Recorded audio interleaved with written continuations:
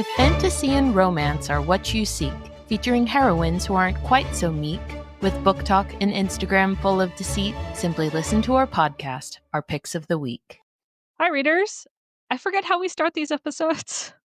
I think we just jump into it. I will caveat this. So we obviously have our Patreon. If you guys want to become members, we talk about some of our more explicit reads and watches on our, series called Tawdry Tuesday.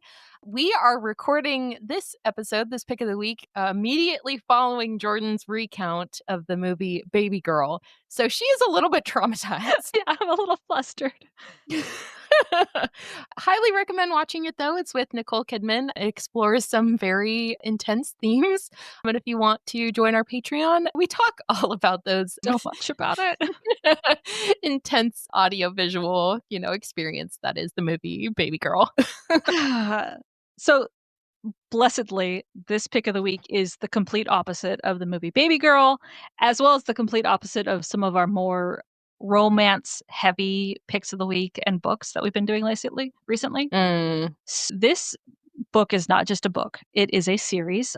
The first book is called Taming Demons for Beginners, and it is by Annette Marie. It is a 4-book Kindle Unlimited series, and it is part of the Guild Codex universe. I had never heard of this author. I had never heard of this book series, all completely on Kindle Unlimited, which is a first marker for me of is it really going to be that good? Honestly, though. But thank you, Romantasy subreddit, because I never would have picked this book up had it not been for a recommendation there for the series. So I started reading it. I was immediately drawn in, could not put this book down. It is all 4 books are 5-star reads for me, and I finished the entire series in 3 days. What? Jesus.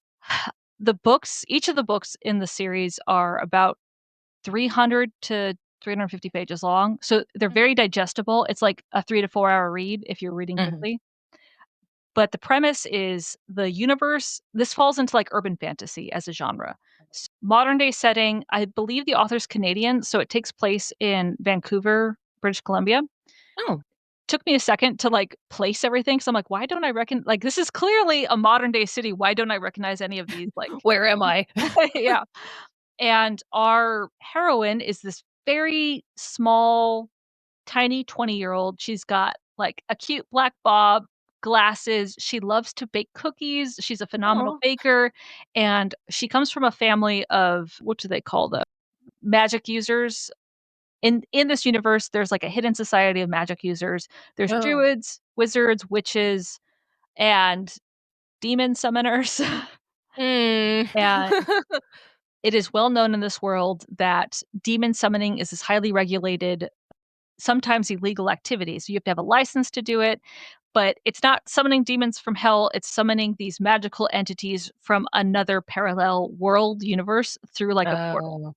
And so you can summon a demon and bind them in a contract if they agree to it. And then you can direct this demon to do whatever you want. And these demons are terrifying, exactly what you would expect a demon to look like. Wings, horns, scary, badass, eats people, that kind of thing. And the whole magic system is kind of infused with a lot of ancient Greek and Latin terms. It's this phenomenal world building and character setup and magic system that feels like you are stepping into something that's completely developed. There's no I never second guessed anything oh, of course it's that way.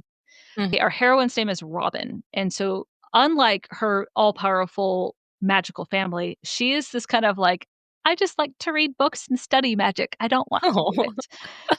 But her parents die in a freight car accident and leaves her all alone. And she ends up moving in with her uncle and her 2 cousins. And her cousins hate her. Oh, no. And her uncle is you are just a burden to me. And I will give you your inheritance after the whole lawyers work out the will and everything. But our girl, Robin, starts to realize there's something shady going on in her father's huge palatial manor. And she stumbles upon a demon summoning circle in her uncle's library. And she knows that her uncle does not have a license to summon demons. And she's like, illegal and you shouldn't be doing this, and, like, I'm just gonna go now." She's this very kind of timid, shy, lots of social anxiety heroine, which you don't get to Mm, read a whole lot, yeah.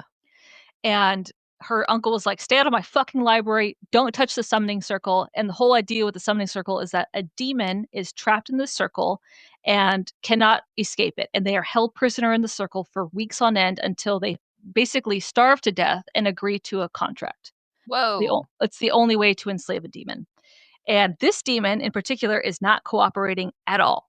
Like, you can't see him. He's like created this like smoky cloud that to fill the circle. So there's no negotiating with him and no language, no nothing. It's just this circle filled with dark smoke, and she knows there's a demon in it, but she can't see the demon.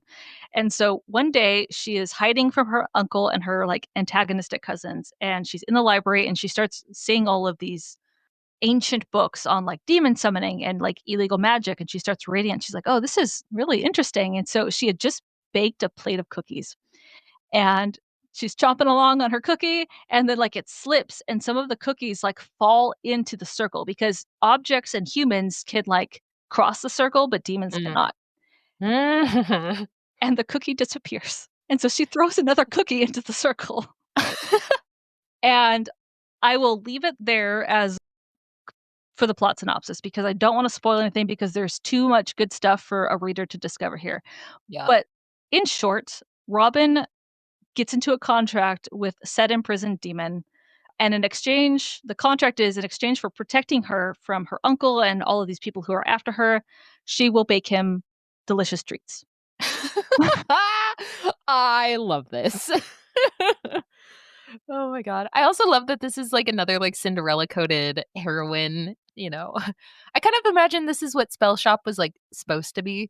Yeah, I think so. It's definitely not cozy because it is Mm. action packed. So readers who like bloodthirsty action, violence, fighting, magical systems always go on. It's like something is happening every 10 pages. Oh, So wow. you never get bored, which is why I think the author does so well with pacing is you can read these books back to back because there's always something going on. Girl, let me tell you about the sexual tension going on. It takes 4 fucking books to get through it, but man, is it worth it. Ah, I love me, like, a multi-book slow burn, I'm gonna be real. Yeah, it definitely reminded me of how you described the oh, what's that author you really like? Lindsay Berker's, Oh, yeah, The Emperor's Edge? It does kinda give me Emperor's Edge vibes. yeah, that's Mm. kinda what immediately struck me about it was that you have to be committed to a slow burn.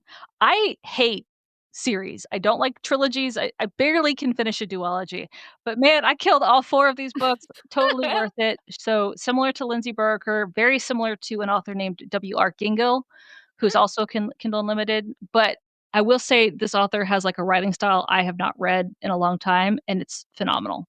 5 stars. Wow. Wow, that's I feel like that alone, that you gave it 5 stars for each one in the series is kind of the ultimate Jordan, promotion. I believe in this book. It Wow. reminds me of some really great fan fiction. Oh, I could see that. You know the way Mm. fan fiction writers, like, don't give a shit, like, "I'm gonna do whatever I want, I'm gonna write my universe exactly how I want it to be, Mm. and damn you all if you have a problem with it." That's kinda how Annette Marie designed this book series. Wow, that's fun. I wonder if she's ever dabbled in fanfic? If this is, like, her, like, published, anthem and she, like, started in fanfic? I always wonder if anybody has, like, a dark past. It wouldn't surprise me, and the other cool thing for me, I'm kind of in that overwhelmed state of, "What do I read next?" Because she's got a huge back Oh. catalog of books. Ooh. So she's got 3 different series that are set in the same universe, and all the Mhm. characters overlap with each other. Oh, that's fun. Yeah.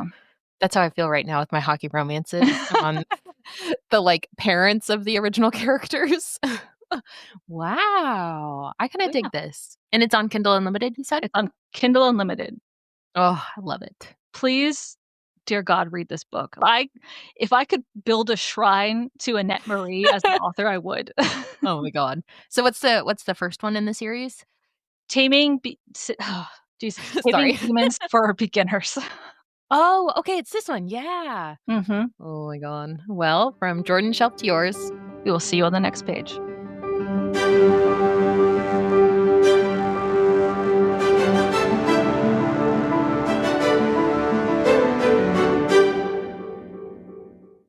Hi, readers. Like what you've been hearing? Check out the Spice Archive at notanotherheroine.com to see all of our reviews and ratings. And if you'd like to support our growing library, find us on Patreon and get access to exclusive bonus content. If you'd like to just listen, we post new episodes every Monday and Wednesday on Spotify, Apple, and Amazon. Thanks for listening.